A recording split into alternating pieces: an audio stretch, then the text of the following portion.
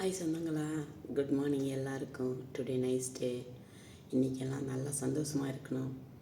ஏன்னா நம்ம நைட்டு படுக்கிறதுக்கு போகும்போது நம்ம கடவுள்கிட்ட வேண்டிப்போம், கடவுளை நாளைக்கான நாளை பொழுது விடியுமோ விடியாதோன்னு. ஏன்னா நம்ம நாளைக்குன்னு சொல்லி எல்லா பொருளுமே நம்ம சேர்த்து வைக்கிறோம். ஆனால் நம்ம உயிரோடு இருந்தால் தான் அதை நம்மளால் அனுபவிக்க முடியும்.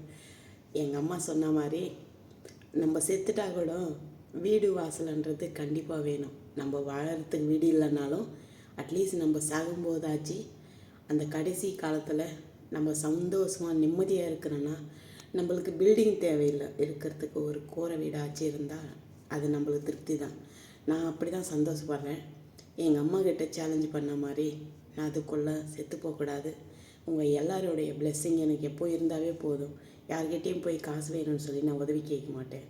கடவுள் எனக்கு ஆரோக்கியத்தையும் என் கை கால் நல்லா இருந்தால் இன்ஷா அல்லாஹ் நெக்ஸ்ட் இயருக்குள்ளே என்னால் முடிஞ்சுது அட்லீஸ்ட் ஒரு சின்ன கூரை வீடாச்சு அதை கட்டி எங்கள் அம்மா முன்னாடி நான் காட்டணும். ஏன்னா அவங்க என்னை பேசின அந்த வார்த்தைகள் ஒவ்வொரு நாளும் என் மனசில் அப்படியே ஊசி மாதிரி குத்துது. ரொம்ப கஷ்டமாக இருக்குது. சாப்பிட முடியல, தூங்க முடியல, கண்ணு முன்னாவே கண்ணில் தண்ணி தான் வருது. ஏன்னா அனாதன்றது இந்த உலகத்தில் எல்லாருமே எல்லாரும் இருந்தும் யாரும் இல்லாத என்ன மாதிரி இருக்கிறவங்க அனாதை கிடையாது. ஏன்னா ஒரு பெத்த பொண்ணு உயிரோடு இருக்கும்போதே அவங்கள காசுக்காக தூக்கி எறிகிறாங்க பாரு, அவங்க தான் முதல்ல அனாதை. நான் அனாதை கிடையாது. என்னை யாரெல்லாம் அன்பாக பாசமாக பார்த்துக்கிறாங்களோ அவங்கெல்லாம் எனக்கு சம்மந்தப்பட்ட வரைக்கும் என் குடும்பம்தான். நான் எப்போவுமே அவங்க மூஞ்சி தெரியாமல் இருந்தாலும் அவங்க யாரை கூட எனக்கு தெரியாது. ஒரே ஒரு முறை நான் அவங்கக்கிட்ட பேசினா அவங்க குடும்பத்தில் என்னையும் ஒருத்தி மாதிரி தான் நினைக்கிறாங்க. எனக்கு நிறைய பேர் தெரியும் தான், ஆனால் நான் இது வரைக்கும் யார் வீட்டுக்கும் போனது கிடையாது, யார்கிட்டையும் அப்படி க்ளோஸாக இருந்ததும் கிடையாது. ஆனால் நான் எல்லாருக்கிட்டையும் எப்போவுமே ஒரே மாதிரி தான் இருப்பேன். எங்கள் அம்மா சொல்லுவாங்க, உனக்கு ஊரெல்லாம் சொந்தம் அப்படின்னு சொல்லுவாங்க. 10 பேருக்கு நம்ம பின்னாடி ஜனமாச்சு இருக்கணுமா, இல்லை 10 ரூபா காசாச்சு இருக்கணுமா. நான் காசு சம்பாதிக்காமல் இருக்கலாம், ஆனால் எனக்கு 10 பேர் ஜனம் இருக்கிறாங்க. நான் காலையிலேயே ஒன்றும் தண்ணி கூட குடிக்கல, இப்போ தான் நான் தூங்கி எழுந்தேன். இந்த வீடியோ நான் ஏன் வைக்கிறேன்னா, எனக்கு நைட்டு ஒரு கனவு வந்துச்சு. அது எனக்கு ரொம்ப டிஸ்டர்பெண்ட்டாக, எனக்கு கஷ்டமாக இருந்துச்சு மனசு. அதான் நான் காலையிலேயே அந்த வீடியோ போஸ்ட் பண்ணுறேன். என்னை பிடிக்கன்றவங்க என் வீடியோவை ஃபுல்லாக பாருங்கள், ஓகேவா? நீங்கள் லைக் போடுறதுக்காக நான் வீடியோ வைக்க மாட்டேன், இப்போவே இல்லை, எப்போவுமே சரி. நான் டிக்டாக்ல இருக்கட்டும் இல்லை யூடியூப்லேயே இருக்கட்டும், என் வீடியோ யார் நீங்கள் பார்த்தாலும் சரி, நீங்கள் போகிற அந்த லைக்காகவோ இல்லை சப்ஸ்கிரைப் பண்ணதுக்காகவோ நான் போட மாட்டேன். ஏன் சந்தோஷத்துக்காக போடுறேன். ஆனால் எனக்கு அந்த கனவு என்னென்னா, எனக்கு உடம்பு சரியில்லாமல் வந்துச்சோம். ஏன்னா எங்கள் அம்மா, நான் கொடுத்த இடத்துல உன்னால் வீடு கட்டுறதுக்கு உனக்கு வைக்கல, ஆனால் நீ சம்பாதிக்கிறேன்னு சொல்லி என்கிட்ட சேலஞ்சு பண்ணேன், இன்னைக்கு முடியாமல் படுத்துட்டு இருக்கிற அப்படின்னு சொல்லி அவங்க என்னை கஷ்டப்படுத்துகிற மாதிரி பேசுகிறாங்க. அது எனக்கு நினைப்புக்கு வந்துச்சு. உண்மையிலேயே நான் ரொம்ப சங்கடப்பட்டுட்டேன். சரியாக தூங்கலை, தான் பிளாக் ஆகிடுச்சு கண். 3:30 மணிக்கு அப்படி நான் கண் முழிச்சினேன். அப்போத்துலேருந்து எனக்கு தூக்கமே வரல. ஏன்னா ஒவ்வொரு நாளும் பொழுது விடியும் போது எனக்கு மனசு ரொம்ப கஷ்டமாக இருக்குது. என்னால் முடியுமா முடியாதா அப்படி தான் நான் யோசிக்கிறேன். ஆனால் என்னால் முடியும். நான் என்ன சொல்கிறது, எனக்கு வீட்டுக்கிட்ட கொஞ்சம் கடன் இருக்குது. அது இல்லாமல் இருந்தால் உண்மையிலேயே இன்ஷா அல்லாஹ் ஒரு 6 மாதத்துக்குள்ளே ஏதாச்சும் ஒரு இடத்துல நான் கண்டிப்பாக வீடு வாங்கியிருப்பேன். பார்க்கலாம். ஆல்ரெடி எங்களுக்கு வீடு இருக்குது, அதை நான் என் பிள்ளைக்கு கொடுத்துட்டேன். எனக்காக நான் தனியாக வாங்கிக்கணும். அதனால தான் நான் ட்ரை பண்ணிட்டு இருக்கிறேன். இன்ஷா அல்லாஹ் அடுத்த வருஷம் நான் இந்தியா போகிறதுக்குள்ள எனக்கு ஒரு சின்ன கூரை வீடாச்சு கடவுள் கொடுக்குறேன்னு நான் பிரார்த்திக்கிறேன். அதே மாதிரி என்னை யாரெல்லாம் உங்கள் வீட்டில் அதை என்னையும் ஒருத்தியாக நினைக்கிறீங்களோ எனக்காக ப்ளீஸ் உங்கள் பிளஸ்ஸிங் எனக்கு எப்போவுமே இருந்தாவே போதும், நான் ஜெயிச்சிடுவேன். ஏன்னா எனக்கு உதவி செய்யுங்க, எனக்கு காசு இல்லை, காசு வேணும்னு சொல்லி நான் என்றைக்கும் உங்கள்கிட்ட உதவி கேட்க மாட்டேன். ஆனால் நான் ஆரோக்கியமாக இருக்கணும், என் உயிர் போகக்கூடாது. எனக்கு ஏதாச்சும் உடம்பு சரியில்லாமல் வந்தால் கூட அதை நான் இங்கேயே சரி பார்த்துக்கணும். நான் இங்கே இருந்தால் தான் என் சேலஞ்சில் என்னால் ஜெயிக்க முடியும். எனக்கு நிறைய எல்லாம் வேணாம். எனக்கு சாப்பிட்றதுக்கு சாப்பாடும் கட்டிக்கிறதுக்கு துணியும், நான் இருக்கிறதுக்கு கடைசி காலத்தில் எனக்காக ஒரு சின்ன கூரை வீடாக இருந்தாலும் அது எனக்கு ஹாப்பி தான். ஏன்னா யார்கிட்டேயும் போய் நம்ம கையேந்தக்கூடாது. அது எனக்கு சின்னப்பத்திலிருந்தே நிறைய பிடிக்கும். எனக்கு ஏதாச்சும் வேணும்னு நான் அடுத்தவங்க கிட்டே போய் கேட்க மாட்டேன். எங்கள் வீட்டில் கூட சரி, எங்கள் அம்மா வச்சே தான் சாப்பிடுவேன். எனக்கு வேணும்னு சொல்லி நான் கேட்க மாட்டேன். அது சின்ன வயசுலேருந்தே ஏதாச்சும் கஷ்டம்னா கூட மனசுக்குள்ளேயே வச்சுட்டு பழகி போச்சு.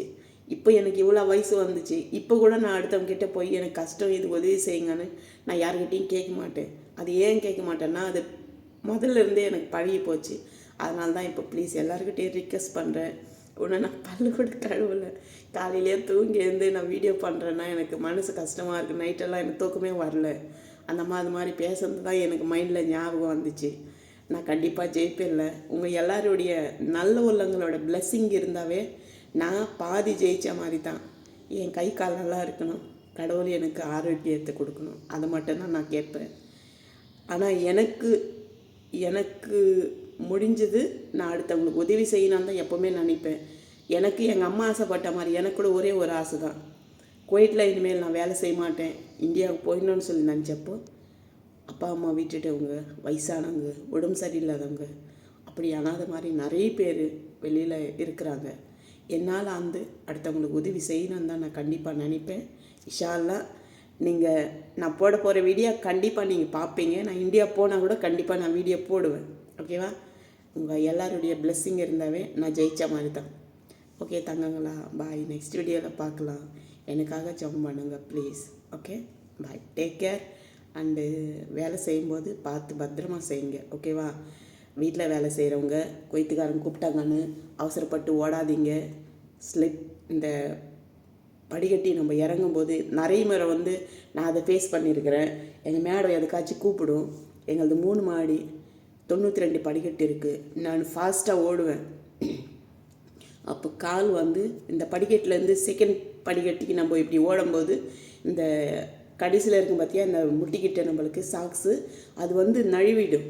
நான் 4-5 முறை தலை அடிபட்டுட்டு இருக்கோம், லைட்டாக கொஞ்சமாக அடிபட்டுச்சு. அதனால் நீங்கள் ஸ்லிப் ஆகாமல் சாக்ஸ் ரொம்ப டைட்டாக போட்டுக்குங்க, நழுவாமல் இருக்கிற சாக்ஸாக பார்த்து. மேலெல்லாம் ஏறி இந்த ஜன்னல் கிட்டெல்லாம் நீங்கள் க்ளீன் பண்ணும்போது பார்த்து உஷாராக இருங்க. ஜன்னலுக்கு அந்த பக்கமாக வெளியில் போயிட்டு துடைக்காதீங்க, உள்பக்கம் இருந்து 8:30 வரைக்கும் துடைங்க. ஓகேவா?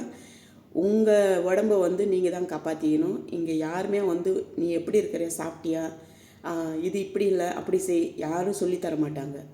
நம்ம நம்ம உடம்பை நம்ம தான் ஜாக்கிரதையாக பார்த்துக்கணும். ஸோ வேலை செய்யும்போது கூட பார்த்து உஷாராக இருங்க. ஏன்னா நம்மளை நம்பி வீட்டுக்கிட்ட நம்மளுக்கு குடும்பம் இருக்குது. 2வது நம்ம கை கால் நல்லா இருந்தால் தான் நம்ம வேலையை நம்மளால் செய்துக்க முடியும், அடுத்தவங்க உதவி இல்லாமல். ஓகேவா? எனக்கு நான் ஆசைப்படுறதெல்லாம் ஒன்று, நான் நிறைய முறை சொல்லியிருப்பேன். என் கை கால் நல்லா இருக்கிற வரைக்கும், கடைசி மூச்சு இருக்கிற வரைக்கும் அடுத்தவங்கிட்ட போய் கையேந்தக்கூடாது, எனக்கு உதவி செய்ய அப்படின்னு சொல்லி. அதுக்குள்ளேயே என் உயிர் போயிடணும். ஏன்னா நான் நல்லா இருக்கிறப்ப அடுத்தவங்களுக்கு உதவி செய்யணும்னு சொல்லி நினைக்கிறேனே தவிர, எனக்கு ஏதாச்சும் உடம்பு முடியாமல் நான் கீழே விழுந்துட்டா, அப்படிப்பட்ட சமயத்தில் யார்கிட்டயாச்சும் போய் உதவி கேட்கும்போது, நீ வெளிநாட்டில் போய் நிறைய சம்பாரிச்சு அப்போல்லாம் எனக்கு வச்சியா அப்படி நம்மளை தூக்கி எறிஞ்சி நம்ம மனசு நோகுற மாதிரி பேசுவாங்க.